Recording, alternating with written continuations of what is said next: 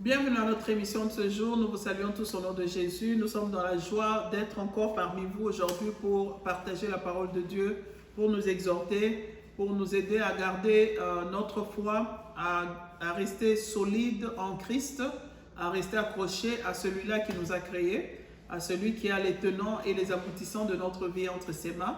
Donc nous vous saluons encore une fois au nom de Jésus et nous bénissons vos maisons, nous bénissons vos entreprises.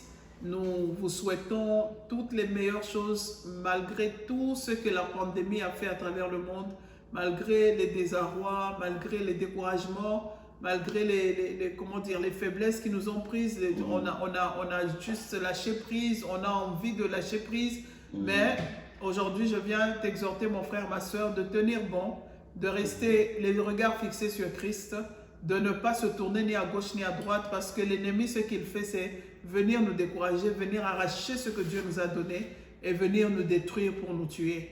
Mais nous allons regarder à celui-là qui nous a envoyés sur cette terre.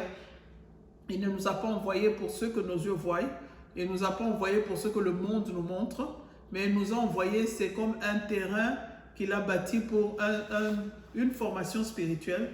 Dès qu'on la gagne ici sur terre, nous savons exactement où nous allons. Alors, gardons la foi en Christ, nous avons l'assurance en lui, nous sommes des enfants de Dieu, un peuple mis à part, un sacerdoce royal, nous avons donné nos vies à Christ, Christ en nous est l'espérance de la gloire, Christ en nous est plus fort que celui qui est dans ce monde.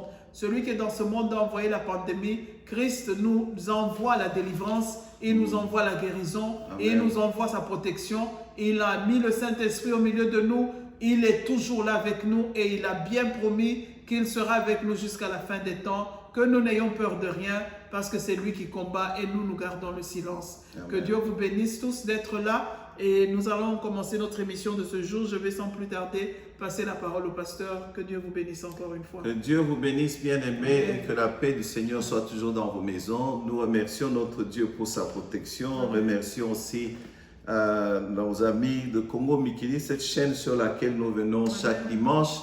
Amen. En tout cas, nous sommes très contents pour vos promotions, pour tout ce que vous voulez. Vous pouvez contacter Congo Mikili. Que Dieu vous bénisse. Aujourd'hui, nous allons encore partager la parole de Dieu. Nous allons voir six stratégies ou moyens pratiques pour chasser l'ennemi, garder l'ennemi loin de nos vies, de notre mariage.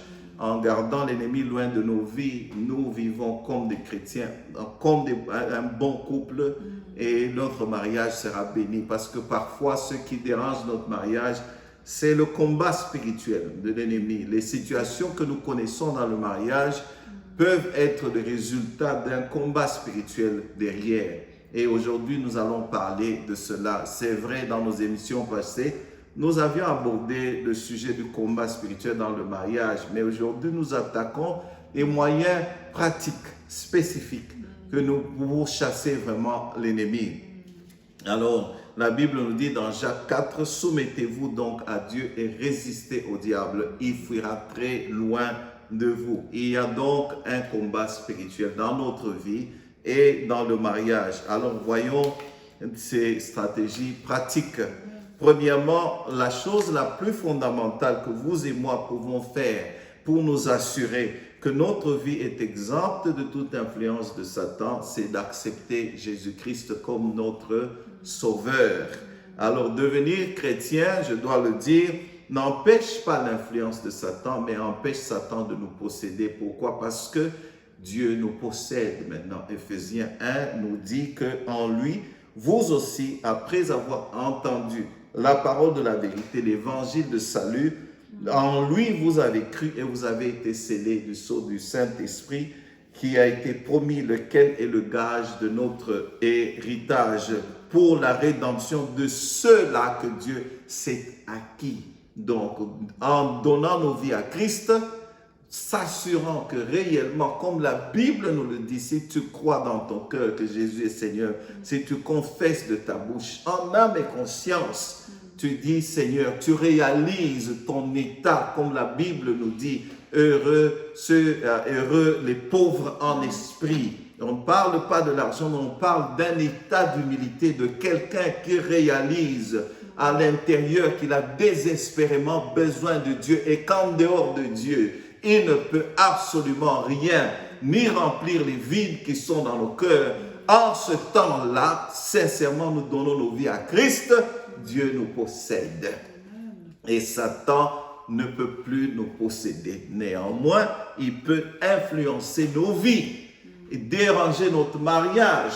Mais cette influence-là dépend de combien nous lui donnons comme occasion d'influencer. Ça veut dire ceci: tout aspect de nos vies, de notre mariage, qui n'est pas soumis à Dieu, qui n'est pas sous le contrôle de Dieu, qui n'est même pas sous notre contrôle parce que nous pensons que nous contrôlons en réalité, est automatiquement sous le contrôle de Satan. Et nous lui donnons droit d'influencer cet aspect de notre vie.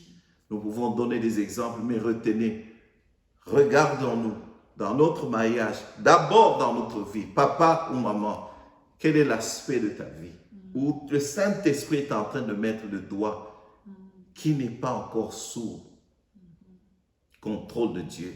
Le mariage lui-même, est-ce ton travail? Comment tu élèves tes enfants? Tout ce que tu fais, est-ce que Dieu est au milieu? En particulier le mariage. Et s'il n'est pas sous contrôle de Dieu, automatiquement, il est sous contrôle de Satan. Il ne peut pas te posséder, mais il va influencer. Il va chercher à déranger. Et c'est ça, sa stratégie. Oui, maman. Oui, c'est très, très important d'avoir une position dans la vie.